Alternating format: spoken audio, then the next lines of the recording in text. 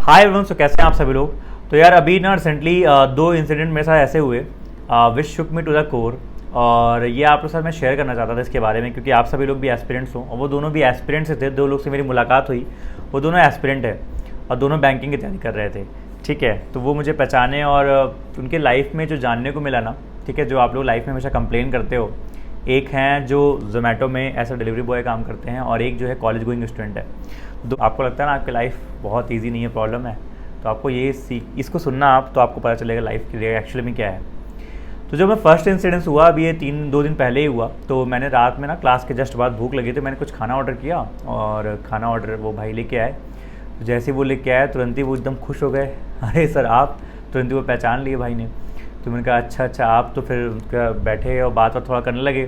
तो वो उनका लास्ट ऑर्डर ही था, उसके बाद उनको घर ही जाना था। तो फिर मैंने बात करने लगा, मैंने कहा क्या सीन है, कैसे आप इसमें तो उन्होंने बताया जोमेटो में से डिलीवरी बॉय काम करते हैं, पार्ट टाइम काम करते हैं और साथ में अपनी बैंकिंग की तैयारी भी करते हैं और अभी स्टार्ट किया है, कुछ महीने पहले ही स्टार्ट किया है। तो मैंने कहा अच्छा। तो मुझे भी अपने दिन याद आ गया, जैसे हम लोग पार्ट टाइम काम करते थे, ट्यूशन करते थे। तो फिर मैंने पूछा उनसे कि आप ट्यूशन्स वगैरह क्यों नहीं करते हो, क्योंकि ट्यूशन मुझे ऐसा लगता है कि कम टाइम में और आपका एक नॉलेज भी उसी में जुड़ी रहती है। तो बोले कि ट्यूशन में सिर्फ वहाँ पे पैसे कम मिलते हैं और इसमें जोमेटो में उनको पैसे ठीक ठाक मिल जाते हैं, मतलब तो लाइक 9-10 हज़ार के आसपास मिल जाते हैं। तो उससे उनका जो रूम का रेंट है वो निकल जाता है, खाने पीने का जो खर्चा वर्चा होता है, साथ में भाई भी रहता है उसका भी निकल जाता है। ठीक है, तो मैंने कहा अच्छा ये करना पड़ता है क्योंकि घर से बहुत दिक्कतें हैं, घर से पैसा तो ले नहीं सकते हैं, तो वहीं आके शहर में यहाँ पे रह रहे हैं। और तो मतलब वो पढ़ाई ऐसे करते हैं। मैंने कहा फिर आप पढ़ाई कैसे कर पाते हो। तो वो दिन में पढ़ाई करते हैं, फिर अपना 11-12 बजे स्टार्ट करते हैं, फिर रात में 9-9:30 तक डिलीवरी करते हैं, फिर जाके वो घर पे 2-3 घंटा पढ़ते हैं। तो अगर आप एक पूरा टाइम स्पैन अगर देखोगे ना, तो उनके पास जो पढ़ने का टाइम बचता है वो सिर्फ सुबह का 4 घंटा और शाम का 3 घंटा बचता है। और बीच में उनको मजबूरी में एक पार्ट टाइम जॉब ऐसे करनी पड़ती है जिससे उनका घर खर्चा है, जो उनके लाइफ में से कई लोग यहाँ पे मैं देखता हूँ क्लास में आते हो, क्लास में ये पूछते हो कि सर मोटिवेशन नहीं आ रहा पढ़ने का, आप लोग दिन भर कूलर या एसी में बैठते हो या फिर लाइब्रेरी में एसी में बैठते हो और 24 घंटा आपको पढ़ने का मौका मिलता है। 24 घंटे मतलब आपके पास वक्त है कि आप पढ़ सकते हो, क्योंकि जो आपके खर्चे हैं वो आपके पेरेंट्स बियर कर रहे हैं, और उसके बाद भी आप कंप्लेन करते हो। कई बार दिमाग में आता है ना कि you think that your life is hard. Actually कई बार क्या होता है ना, प्रॉब्लम ये होती है कि हमको लाइफ में ना जो एक्चुअल बाहर बैटल्स है ना वो नहीं दिखते, हमारे दिमाग में अलग बैटल चल रहा होता है और वही हमको अलग डिस्ट्रैक्ट कर रहा होता है। ठीक है, दूसरा इंसिडेंस मैं आप लोग के साथ शेयर करना चाहता हूँ कि दूसरा इंसिडेंस हुआ था कि मैं ट्रेन में लौट रहा था 1 हफ्ते पहले, जब मैं अभी अपने ऋषिकेश ट्रिप से लौट रहा था, वहाँ से रुद्रनाथ ट्रिप पे गया था। तो लौटते समय रामपुर के साइड में ही मतलब क्या हुआ कि मतलब इस बार मेरा जल्दीबाजी में टिकट नहीं हो पाया था, तो मुझे स्लीपर में आना पड़ा। और बहुत दिन बाद मतलब मैं स्लीपर क्या जनरल में ही लास्ट टाइम ट्रैवल किया था। फिर उसके बाद जब जॉब लग गई फिर वही थर्ड एसी सेकंड एसी में ट्रैवल करना हुआ। और लास्ट टाइम अभी मैंने स्लीपर में यहाँ पे गया, तो जब आया तो भाई एकदम भयंकर भीषण गर्मी थी। ठीक है, और वहाँ पे क्या हुआ कि खाना जैसे मैं लेके आया, खाने मंगाए थे मैंने, तो एक लड़का पहचान लिया, अरे सर आप।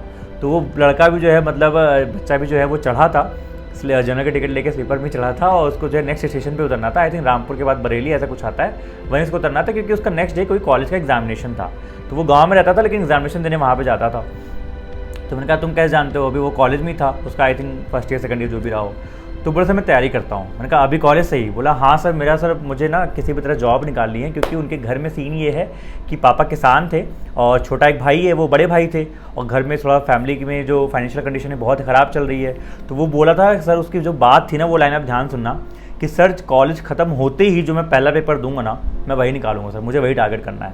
तो वो बच्चा अभी से तैयारी कर रहा है, और उस बच्चे का डेडिकेशन मैं आपको दिखाऊं, अगर आपको शीट पे यहाँ पे दिखेगा तो उस बच्चे का डेडिकेशन मैं आपको दिखाऊं, वो कॉपी लेके टहल रहा था। और अच्छा हुआ कि उस दिन वो कॉपी मुझे दिखाया उसने अपने कॉपी पे ना ऐसे पूरी टेबल बना रखी थी, और हर एग्जामिनेशन जो बैंकिंग के होते हैं उसमें सारे यहाँ पे मॉक दे रखे थे। और उस मॉक में जैसे मैं बताता हूँ आप लोग को ना कि अपने रीजनिंग के, क्वांट के, इंग्लिश में कितने मार्क्स आए, ओवरऑल कितने परसेंटाइल आए, वो उसने पूरा टेबल बना रखा था। तो कह सर अगर आप बुरा ना मानो मैं आपको टेबल दिखाना चाहूँगा, आप थोड़ा मुझे गाइड करो क्या हो सकता है, क्योंकि आपसे सर पर्सनली गाइड करके मतलब पर्सनली गाइड हो जाऊँगा तो मुझे बहुत अच्छा फील होगा। मैंने कहा बिल्कुल भाई कोई दिक्कत की बात नहीं। हम लोग ट्रेन में बैठे और ट्रेन में बैठ के आराम से आधा घंटा मैंने जो उसकी पूरी जर्नी थी उसको गाइड किया, समझाया, उसके पूरे मार्क्स को देखा, इंग्लिश में जो उसका लैग कर रहा था, मैथ्स में दिक्कत आई, उस पर कैसे काम कर सकता है, और कॉलेज में कैसे वो 2 साल को यूटिलाइज करके वो बेटर बन सकता है, जिससे कॉलेज खत्म होते ही वो अपने एग्जामिनेशन को निकाल ले। वो बंदे की आंख में मुझे वो डेडिकेशन दिख रही थी कि वो बंदे के अभी से जो चिंता थी ना एग्जामिनेशन को लेके, वो अपना साइड में जो अपना वो कर रहा था ग्रेजुएशन वो उसका चल रहा था, लेकिन उसका जो मेन फोकस था वो कंपटीशन था। बोला सा क्लासेस वगैरह देखता हूँ, लोगों की आंखों में ना इतनी अभी आग है ना कि उनको बस मौका नहीं मिल रहा है कि वो मौका दें, पेपर दें, और उसके बाद जो है फोड़ने को एकदम तैयार बैठे हुए हैं। ठीक है। और यहाँ आप लोगों की छोटे मोटे चीज़ों से, छोटे मोटे फेलियर से, छोटे मोटे डिस्ट्रैक्शन से आप लोग लेजी हो जाते हो and you guys always seek for motivation कि भैया कुछ और मिल जाए, कुछ और तरीका मिल जाए। यहाँ पे देखो मैं ये मानता हूँ, ये जो एस्पिरेंट की लाइफ होती है ना, ये बहुत ईजी नहीं होती, बहुत टफ लाइफ होती है। सच में बता रहा हूँ, ये जो पूरा पेन होता है ना 2 साल का, बहुत पेन होता है। लेकिन आप बस ये ध्यान रखना कि आप ये बस सोचना कि आप उसको रिस्पॉन्ड कैसे करते हो, उस पेन को, उस प्रॉब्लम को जो फेस होता है वो। या तो आप कंप्लेन कर लो, या तो आप जो है उसको जो है बीट करके, इन लोग को देख के मोटिवेशन बना के आप जो है खुद ये सोचो ना कि ये लोग ऐसे हैं जिनको सोचो पार्ट टाइम में कवर करना पड़ रहा है, पढ़ना पड़ रहा है।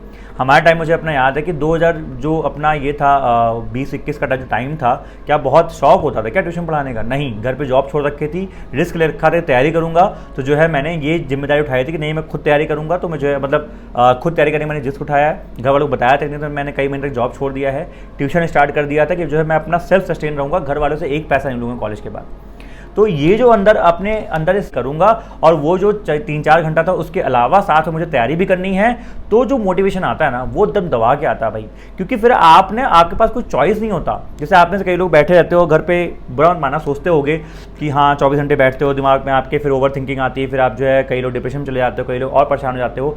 आप अपने माइंड के बैटल से ही परेशान हो, बल्कि एक्चुअल वर्ल्ड में क्या हो रहा है ना कि लोग जो है रियल में जा रहे हैं, 4-5 घंटा काम भी कर रहे हैं, 7-8 घंटा उसके बाद आगे पढ़ाई भी कर रहे हैं।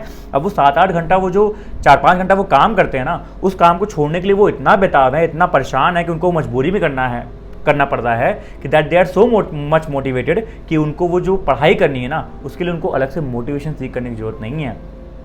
ठीक है, एक बहुत अच्छी लाइन थी, जो चैंपियंस होते हैं ना, champions don't complain, they are too busy getting them better. ठीक है, तो अगर आप चैंपियन हो ना तो कंप्लेन मत करो, बस अपने आप को, ये जो कहानी मैंने सुनाई है ना, इससे ध्यान ही रखना कि आपसे ज़्यादा प्रॉब्लम्स बहुत लोगों की लाइफ में हैं, but they are still doing it, they are still doing with pride, उसको कर रहे हैं, एक प्राइड से कर रहे हैं और खुशी खुशी कर रहे हैं। उस बच्चे के जो चेहरे पर खुशी थी ना, कॉन्फिडेंस आज जो खुशी आती है ना, वो मुझे बहुत अच्छी लगी। ठीक है, तो आप सभी लोग मेहनत करो, अच्छे से पढ़ाई करते रहो। I know this phase is not easy, but there is no other option. Life is not easy for anyone, सबकी लाइफ ऐसे हार्ड है, किसी की लाइफ में कुछ दिक्कतें, किसी की लाइफ में कुछ दिक्कतें। तो प्लीज़ पढ़िए, आपको जो टाइम मिला है, you guys are so blessed. बहुत से लोग आप में से होंगे जो मेहनत करते होंगे, बहुत से लोग आप में से होंगे जो पार्ट टाइम जॉब करते हो। मुझे कमेंट सेक्शन में बताना कि आप लोग भी क्या पार्ट टाइम जॉब करते हो, और जो नहीं करते हो तो भाई आप लोग को जो है इनसे लेसन लेना चाहिए कि आप लोग को फुल टाइम मिला है, उसके बाद भी आप कंप्लेन करते हो। तो please make the best use of the time जो आप लोग को इनसे एक्स्ट्रा मिल रहा है, and never complain. Champions don't complain ना, ध्यान रखना। टेक केयर, बाय बाय, अपना ख्याल रखियो, अच्छे से पढ़ाई करते रहो। ऑल द बेस्ट सभी को।